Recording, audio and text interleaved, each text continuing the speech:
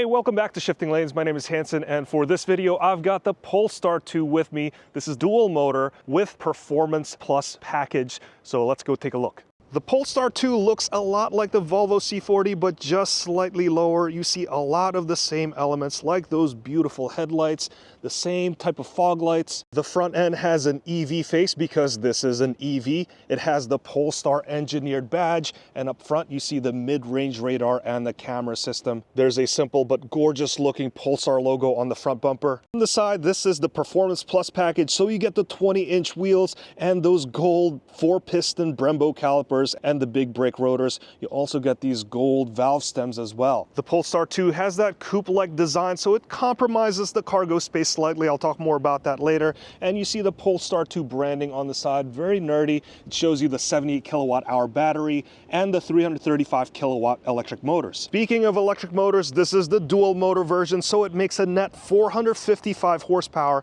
and 546 pound-feet of torque. It goes 0 to 60 in 4 seconds.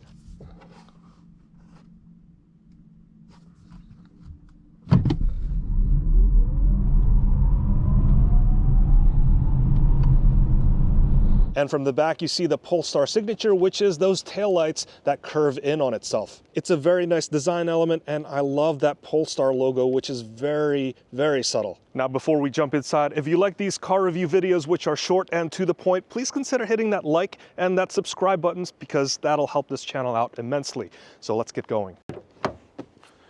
Inside, this has the light interior. This comes with the premium Napa leather seats, these gold seat belts, which looks really awesome, but it can get a little dirty. But the rest of the interior looks very minimalistic, very subdued looking. You get this 12.3-inch digital instrument cluster, this 11.2-inch vertical infotainment system.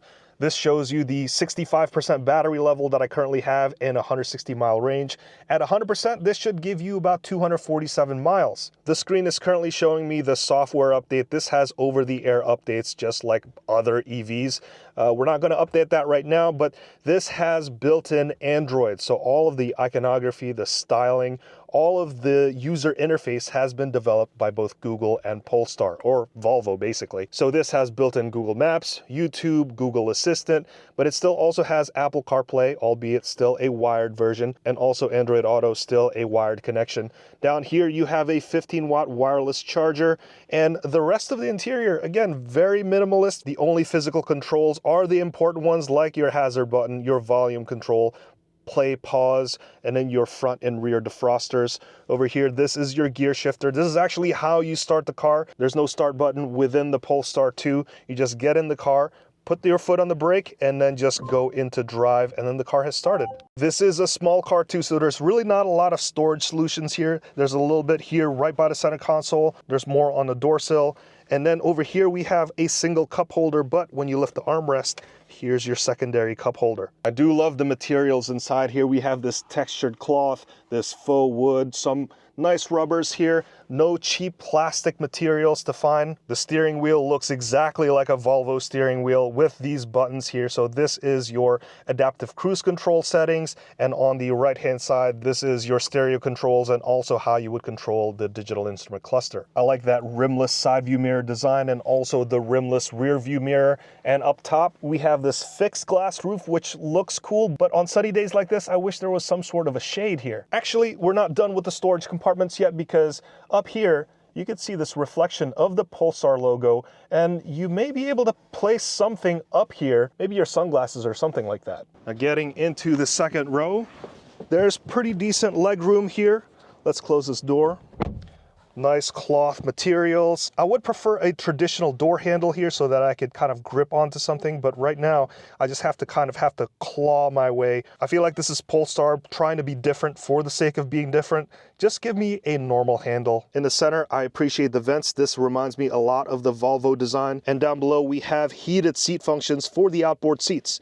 And over here, we have dual USB-C chargers. Check out these gold seat belts. They look pretty good, but they can get pretty dirty, just like this one over here. Charge the car. The charging port is right over here. You have your J1772 plug and your CCS DC pins. And this has a 400-volt lithium-ion battery system, so you can go from 10 to 80% state of charge in about 34 minutes. If you plug into a level 2 charger, you can go from 0 to 100% overnight, or about 8 hours. Here you have the hatch design. So yes, it compromises on the storage space a little bit. You have 14 cubic feet of storage space behind the second row. I like some of the design elements here. That's my 30-liter bag, by the way, so that gives you a frame of reference. It's about the size of a check-in bag, so you can see how many of those you'll fit in here. I like this little divider here that will stay up so that you could divide your cargo a little bit better. You could also lift this up, and that provides you access to more storage underneath. And check this out. This is a prop rod here, so that if you have a lot of stuff to store down here, you could keep that open. I like the cigarette style port out here, maximum 120 watts. And to get a little bit more storage space, you can fold down the second row seats, which you could access from back here. And the space grows to 39 cubic feet of space behind the first row. But of course, we cannot forget about the front, just like most EVs. So just like other Volvo cars, this is no longer Volvo, of course. To easily find where the hood latch is, the Volvo symbol has that diagonal line, and that shows you where the hood release is. And it's the same case here in the Polestar. It's right over here on the side. Of course, there's no indication there, but it is here. And when you lift it up, this front here is basically to store your charge cables and also your repair kit and your jack. But it's nice that you have at least the space here to organize things a little bit better. Of course, this is your windshield washer fluid. And that's it. That's the only maintenance item in this frunk.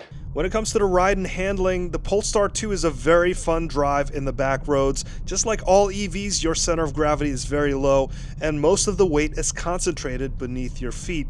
So the car feels very stable, flat, and predictable as you switch directions. Now the car feels like a proper performance car, so it feels unnecessarily stiff. When the road is bumpy, this is not a comfortable car. When it comes to the power, the straight line performance is potent, as expected. 0 to 60 in 4 seconds. That's very quick. This kind of performance equates to immediate thrust when you're on the highway and whenever you have to make that last-minute maneuver. As for the Android infotainment system, the Google Assistant, and the integration are nice features inside. Now, finding charging station is a breeze with the infotainment system, and that also enables the car to do all of the proper preconditioning.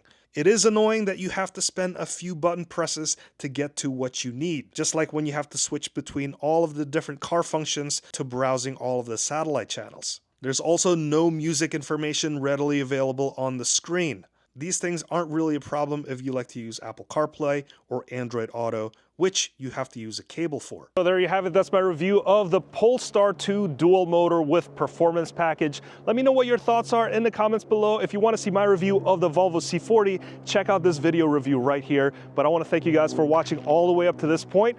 My name's Hanson, Polestar 2, and I'll see you in the next one.